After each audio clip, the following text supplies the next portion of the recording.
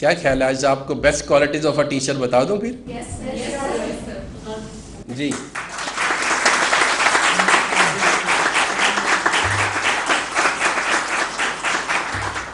दो साल पहले मेरे मॉडल कंप्लीट हुआ है। 20 साल की रिसर्च के बाद अल्हम्दुलिल्लाह मैंने ये मॉडल कंप्लीट किया है कि eminent qualities of a best teacher, कि बेस्ट टीचर्स की क्वालिटीज़ क्या होनी चाहिए।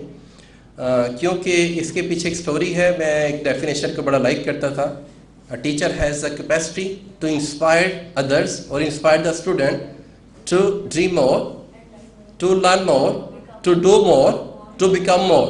मैं सोचता था कैपेसिटी है क्या, ये कैपेसिटी है क्या।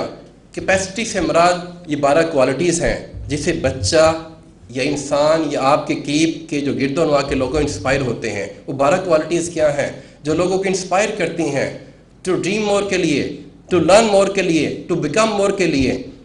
ये क्या है?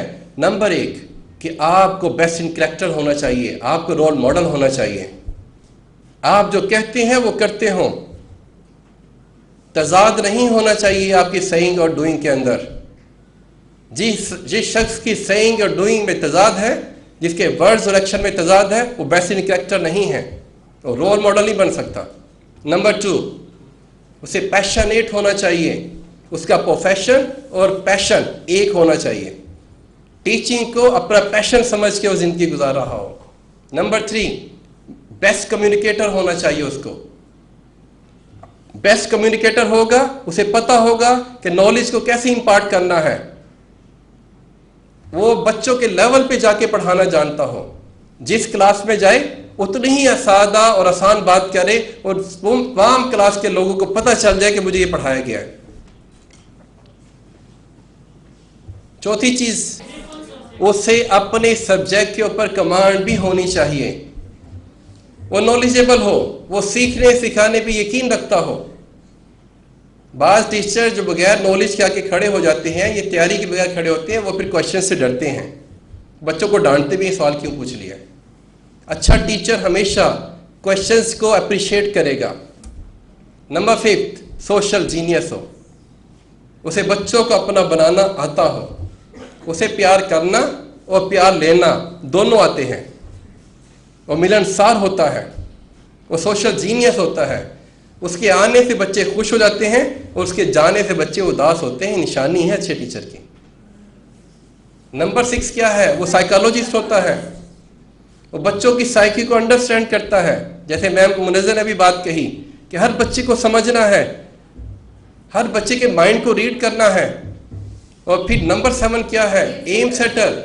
जब बच्चा साइकोलॉजिस्ट बच्चे को जानने के बाद उसको फिर उसका एम भी सेट करना है, डायरेक्शन भी देनी है कि बेटा आपके लिए ये जर्नी है, ये डेस्टिनेशन आपका वेट कर रही है, आपने यहाँ तक पहुँचना है। उसका एम सेट करें कि you can do, you can do. 8th point क्या है?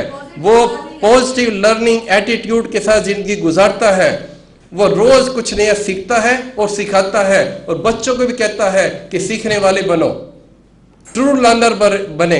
जो स्टूडेंट अच्छा लर्नर बन जाता है, हम देखते हैं वो न सिर्फ अच्छा स्टूडेंट बनता है बल्कि जिस फील्ड ऑफ लाइफ में जाता है वो कामयाब हो जाता है। प्रोग्रेसिव एटीट्यूड के साथ वो जिंदगी गुजारता है। What does it mean?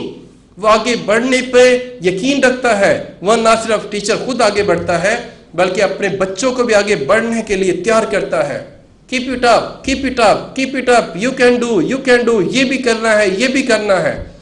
10th पे जाकर वो मोटिवेटर होता है। बच्चा अच्छा टीचर बच्चों को थकने नहीं देता, उसे परफॉर्मेंस अप्रेजल करना आती है।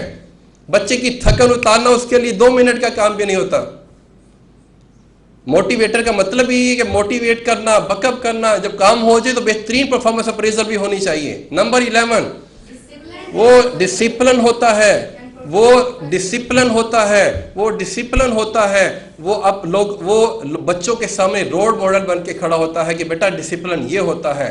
नंबर 12 पे ये है कि वो देखिए, मैं यहाँ पर कुछ और कहूँगा, मैं यहाँ पे ये कहूँगा कि वो प्रोफेशनल होता है, मटेरियलिस्टिक नहीं होता। वो पैसों के लिए काम नहीं करता, वो अपने इनर सेटिस्फेक्शन के लिए काम करता है। और आप यकीन जानिए, जो लोग अपने इनर सेटिस्फेक्शन के लिए काम करते हैं रिसर्चेज ये बताती हैं कि वही हाई अचीवर बनते हैं। ये पैसा, ये हमारी ज़रूरियात, ये पीछे हमारे खुद ब खुद चली आती हैं।